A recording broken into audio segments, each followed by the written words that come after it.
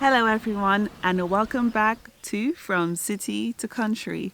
I'm Kizzy and I'm just out here in our garden doing some thinning out of some of our seedlings that sprouted up. Here we've got some beetroot, some turnips, some bok choy, a heirloom variety of carrots. We've got some spring onions here, some more heirloom carrots, and then we've got, where you can't see it, right here is gourmet salad.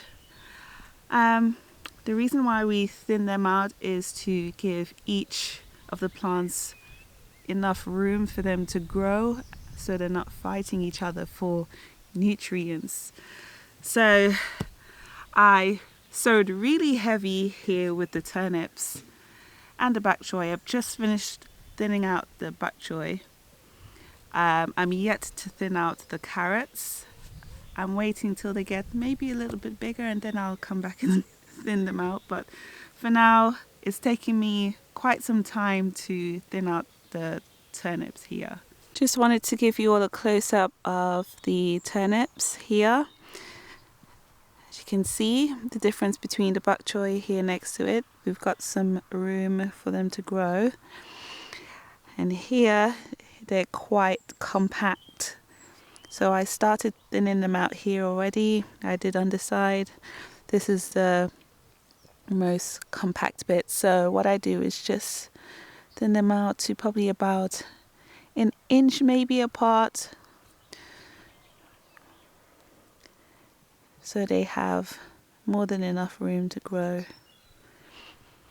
I'm basically looking for the weaker ones where I can and then just pluck them out to make room for the stronger ones.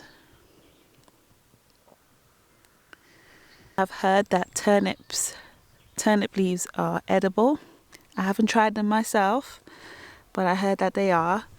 I haven't eaten it, but usually when I thin them out, I just give the ones that I took out to the chickens, and so it doesn't really go to waste. We can eat it, they can eat it, it still doesn't go to waste. So see, like this one here, that one's, yeah.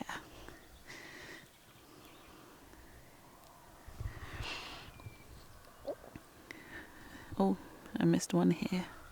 So since I'm here in the garden, I thought I'd give you guys an update on what exactly have we been up to and why we've been so quiet on this channel. So here we've got the archway. I built this archway myself, and then I had the help of my husband to help me with the netting here.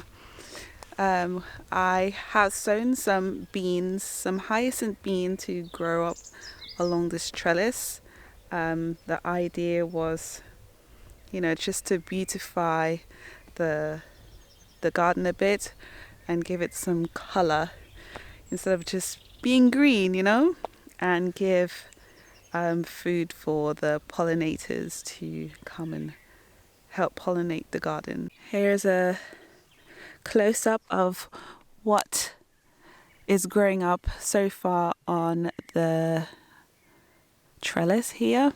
I've got my hyacinth bean, like I said, and here I've got some morning glory that I'm trying to trellis up here as well.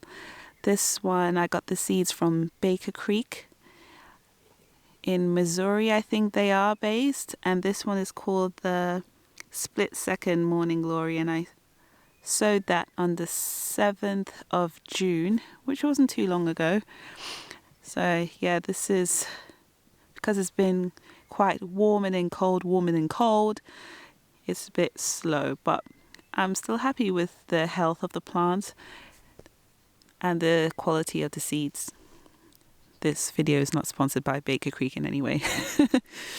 Yeah, I am growing some alyssum, I think this is called.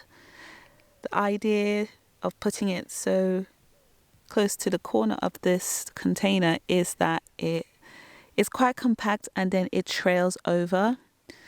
So it kind of looked like spillage of flowers just hanging off of the container. So we'll see how that goes. I've still got some space here to sow some more stuff. These two are hyacinth bean. I've got some more hyacinth bean here, and I'm just experimenting what goes well with what. So this is some chamomile.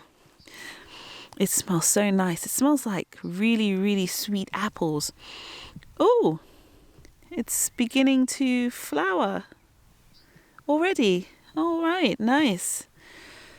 But yeah, next here we've got some sweet peas that I've never grown before. This is the first year that I'm trying these out. So far, I love these sweet peas. So I picked a nice handful of sweet peas this morning and I put it in a vase inside, and the scent that this sweet little flower gives off, it's just so heavenly, if I can describe it. Here it kind of mimics the other side. I've got some sweet peas here. It's a different color to the other side. Some hyacinth bean. I lost the hyacinth bean plant here, so I don't know. I'm gonna have to see if I can fill here with something else. Here I've got just a random nasturtium that I don't know how it got there. Some more hyacinth bean to mimic the other side, and another split second morning glory and alyssum. Over here, this is the Brassica Bed. We've got some black kale, some purple curly kale as well, and we also have some Savoy cabbage. This beginning to get really big. That is huge. Don't know if you can see how big that is, but that's my hand. They are so big. This is also the first year of growing cabbages. We did grow this dinosaur kale, or black kale, or black magic kale if you will, last year, but the deers ate them, so we didn't have any kale for the winter because they ate them all. You might be wondering, why does my netting look like this? Well, we believe one of the deers were trying to get into the brassica bed. I woke up one morning and it had a massive hole there, so TK was trying to do a makeshift knot here until we can get a new net, so it looks a bit weird. But anyways, we move on. Oh, here is exactly where we grew lettuce last year, and we have loads of volunteer lettuces popping up everywhere. Oh, we got some volunteer sorrel as well. I think I might just take that out because I think that's a perennial. I'll take that up and put that somewhere else when I've got time. Here we've got some sweet potato. We have 3 varieties of sweet potato. We have the, what's this one? Erato violet. So these are going to be purple. This is the, oh, some more purple. I think they're all purple here. Oh, we've got the deep orange, Erato deep orange. And then we've got the normal white sweet potato as well. We have about 15 plants altogether of sweet potatoes. TK made these grow bags, and it's such a good idea because with the weather here in England, we you know, sometimes it doesn't know whether it's coming or going, you know. So we thought if the weather changes and it decides to frost really early, we can take this up and put it inside the greenhouse over there. That should protect it from the frost because sweet potatoes are really sensitive to frost. So we decided that we were going to grow them in grow bags rather than in the ground, so we have more control of the growing environment. Amongst the sweet potatoes, we have our melon. This is the melon that is supposed to taste like mango. This is the only one of this variety that's outside. The others are in the greenhouse. We put this outside. The first week it was doing really well, but all of a sudden it started to get these funny looking patterns on the leaves, if you could see that. It's flowering well, but these are all male flowers so far. We haven't seen any female flowers on these, so we're kind of keeping our eye on this. We are trying to grow them outside, but it's recommended that you grow melons, if you're growing them in the UK, to grow them on the cover. So this one's just a trial to see what works for us here, because it's not all the same all over in the UK. We are in the south, so it's typically warmer than the rest of the UK. You could probably see our sweet corn here. It's looking much better than when I showed you guys last time. We had quite a bit of rain that gave it the boost that it needed, and now it's matching the ones behind the greenhouse, but still the ones behind the greenhouse looks superior compared to this one. Behind the sweet corn we have TK's watermelons. Started these all from seed. For the most part they seem to be doing okay. You can see there were a few of them that gave us flowers with the fruit on the end, and then they would dry up. So here's one with the female fruit. So I think I'll wait for this one to open, and hopefully there'll be a male flower open at the same time, so we can probably try and hand pollinate it. Maybe it needed a boost, and I think I probably need to plant some flowers here to bring the pollinators to help pollinate these watermelons. And as always, as is the norm in the UK, the rain is back. The clouds have formed, and you could probably see it's starting to come down. Should I wait it out and see how long this passing cloud is going to be here? But it doesn't really look like a passing cloud because much of the sky is pretty dark. I think I'll just continue the video inside the greenhouse. Rain is beginning to come down a little heavier now, so I'm going to cover this bed with my Enviromesh netting. This netting is slightly stronger than the netting that's covering the brassicas, because the deers have not been able to put holes in these, so I think we may have to get more of this netting here. But yeah, definitely want to cover my seedlings from the doves and the pigeons that live around here, and just looking for the slightest opportunity to nibble our food.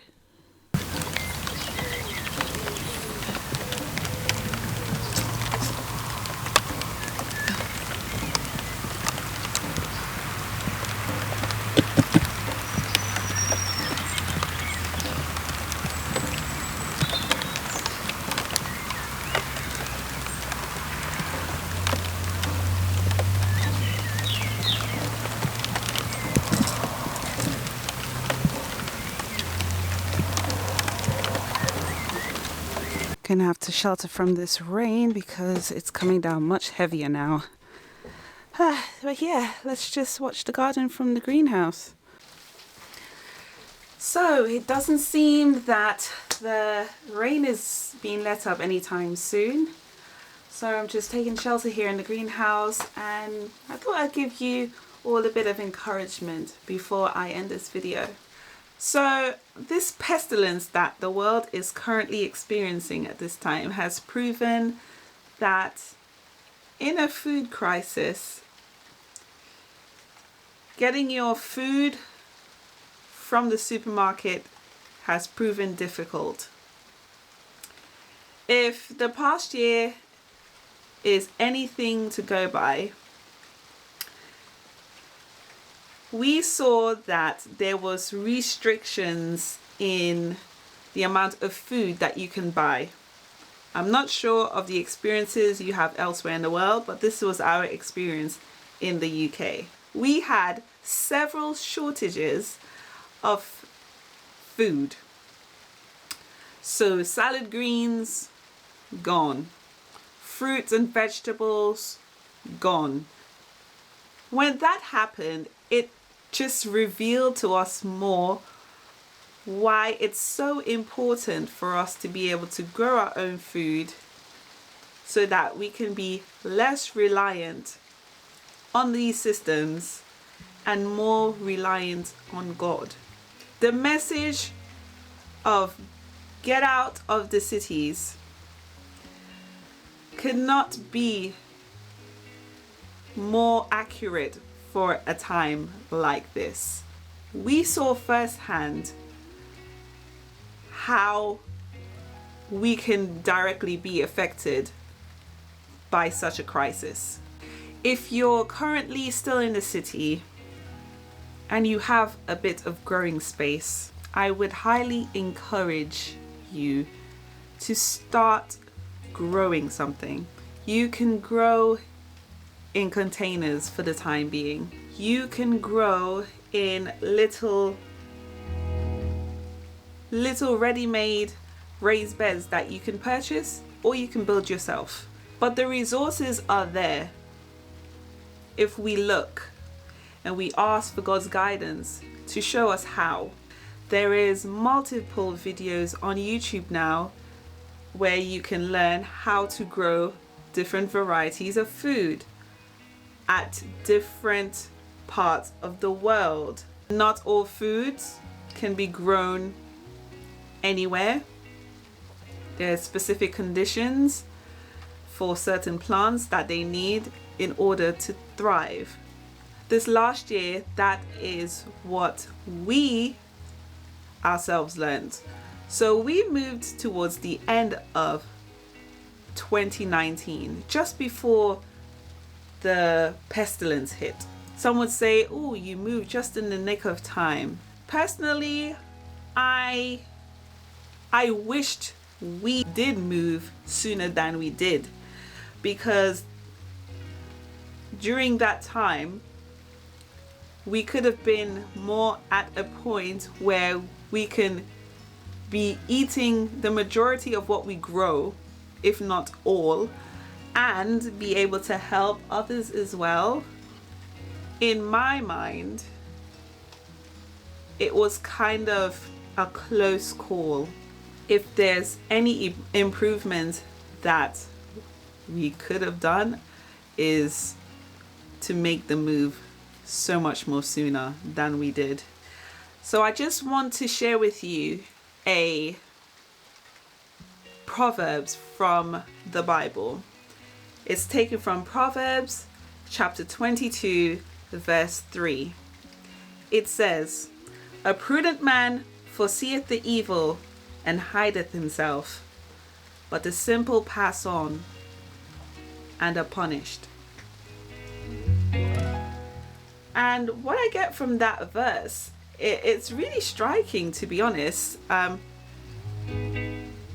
We are to pay attention to what is happening in the world. We know it's high time for us to leave the cities. Some of you may not know, and for that I'm not going to cover it in this video completely, but if you do want to find out more, I'll link one of the videos below or up here somewhere.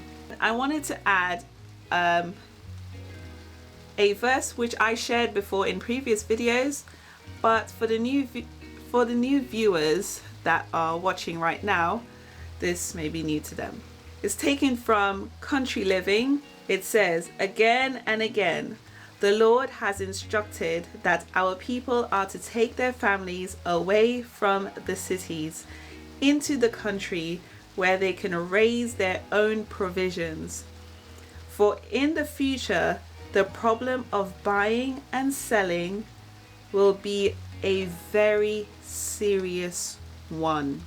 Judging from the past year, we can clearly see how this can take place. There's more coming than the experiences that we experienced in the year 2020 and 2021. The show is just beginning. It may get quiet for some time, who knows?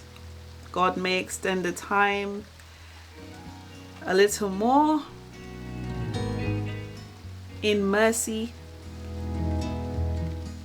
but that is no excuse for us to decide to get comfortable in our ways and to not, prepare for the future. We are trying our very best. This will be our second year of growing food, and it comes with its challenges. The British weather is one challenge by itself. It's sometimes hot, sometimes cold. It can't decide. Even in the summer, it's cold. It's summertime now, and I'm still having to wear double layers underneath. And some of these warm weather crops, have a bit of a shock in their system, so it kind of stunts their growth sometimes. And this is the thing, we can't tell what the weather's going to be like. We don't know how the growing environment is going to be this year. Already we're seeing the differences in the growing season compared to last year. Towards the end of last year, we had a frost that came much sooner than anticipated. And so we lost our harvest for our winter squash. That was quite disappointing, but it was a lesson learned. We should have covered the crop. Our first crop of squash got killed off by a very late frost in the spring. So we got hit both sides. This year we learned from our mistakes from last year. We are growing some of our food in grow bags, so they are more mobile, so we can put them in the greenhouse so they can continue growing if it gets too cold. We have fleece to cover some of the plants like the squash outside, just in case there's another frost that comes late, very late, or very early. We learned that some of the varieties that we grew last year does not keep well during the winter. There's different varieties that is grown for storage for winter and others that aren't. I did not know that. These things take time to learn, and I really don't see us being able to learn this as soon as a crisis hits and we move in such a hurry to the countryside. It will be like a humongous shock to the system. We need to start preparing where we are now to make up for lost time. If you're still in the city, you're still waiting, you're packing, you're praying, you're waiting to move, start growing some vegetables and fruits in pots, in containers, in mini raised beds according to the space that you have where you are. Make use of the space that you have right now. The pro for growing in containers in the city right now is when God does open the way for you to move and you find your place eventually, you can take your plants with you. If you are moving abroad, you probably can't do that, but at least you'd still have the experience of growing food.